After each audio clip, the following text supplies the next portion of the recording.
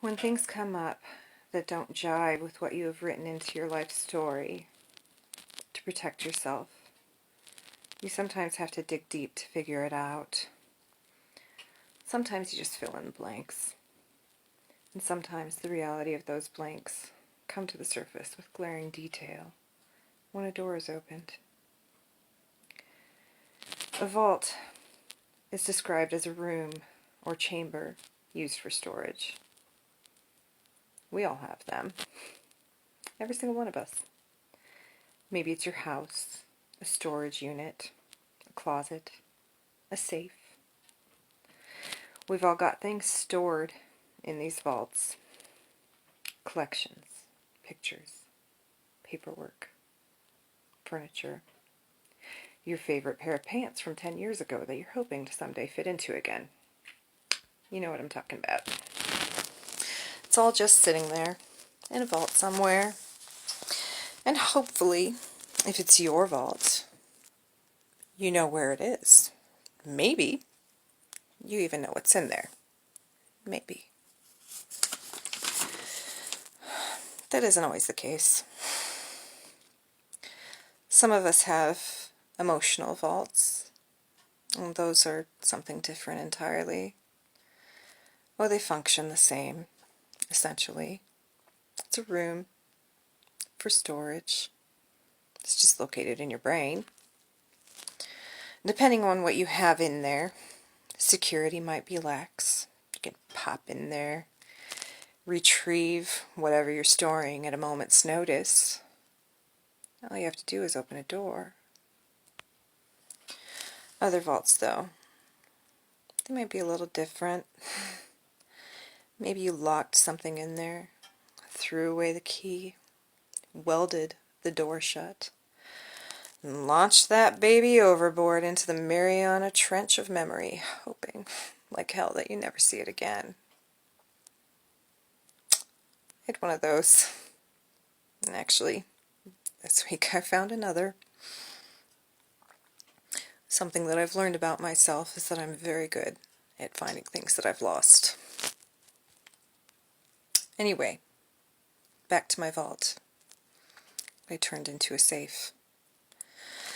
Well, I reinforced those carefully built walls in the normal way.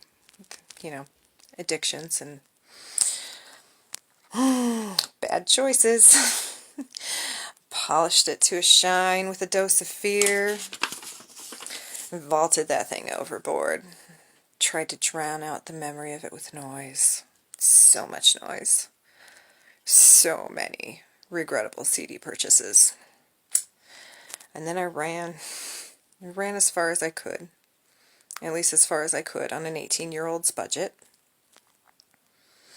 That vault was so far behind me that not only did I forget what was in there, I forgot that the damn thing existed. I had succeeded. I forgot what I wanted to forget. Because the brain is this magical place where things go to get lost. Damn it. I'm so good at finding things that I've lost. You see, I built this vault to protect myself, and then I forgot about its existence. I started to feel safe. Sort of. And I gave up my addictions, and I started making better decisions. And I forgot what I was running from. And then I came home. And like a magnet, so did my vault.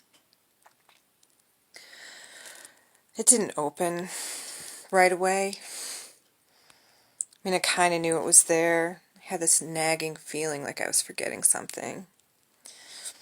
Like there was a ghost in the room. I felt uncomfortable. My hackles were rising, and I didn't know why. It was like seeing something out of the corner of your eye, and you just can't turn fast enough to catch it. It was a constant state of discomfort. It was anxiety. It was my brain sending out signals with flashing lights and alarm bells ringing, and a computer voice screaming, "Warning! Warning!" But I didn't know why. Not yet. And after months of these warning signals going off, my carefully built walls began to crack. I mean, let's face it, addictions and bad decisions are not the best building materials. But they were what I happened to have available to me at the time. But back to those pesky cracks. They gave me glimpses, at first. Like a tree in the fog, something familiar. It was hazy and the details just weren't quite clear. And then there was a comment. Just one. Said in such a flippant manner, like it didn't mean anything. There it was. Just like that, my vault shattered. And I remembered. I remembered almost everything. I felt everything. I remembered little details, like the smell of the day. I knew the who, and I knew the where. I had a ballpark of the when. And all of a sudden, my dislike for red plaid made sense.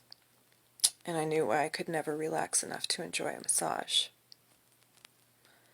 I knew why I was uncomfortable.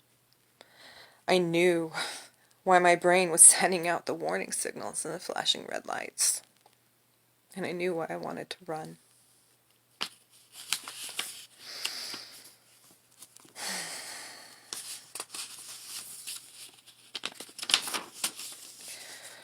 And just like my vault, my life that I had rebuilt shattered as well. And I had to start over. I had to rise. I had to rebuild. But I didn't rebuild that vault. And years later, I have a new appreciation for that vault. Even the poor decisions that I built it with. It served its purpose. It protected me when I needed to be protected. And it shattered when I was strong enough to pick up the pieces. It had served its purpose. Now, I mentioned earlier that since I wrote this back in December, I have found another vault. Actually, on Tuesday. Fuck my ability to find things that I've lost. This one was built differently, with love and adoration, glossed over with a coat of shiny paint, so that I was able to look back on my childhood through rose-colored glasses. I had filled in the blanks. Since this one was built with stronger materials, it lasted quite a bit longer. I'm still in the early stages of opening this one. It's the tree in the fog. It's seeing what's there but lacking the details. And it's interesting because I'm not sure if I built this one for myself or to protect my image of the other person involved, or maybe it was to protect their story, because this doesn't fit well into the narrative that they told. Though the snippets that I've seen so far through the cracks that are starting to open explain some things. I now understand my fear of stairs. And I know why I shut down when there is yelling in my general vicinity. It's because I'm afraid of what's going to happen next. And I'm going to be honest, I'm a little bit worried about what will happen when these walls come tumbling down. But I'm hoping that finding this vault now is a sign that I'm strong enough to deal with it. I guess only time will tell.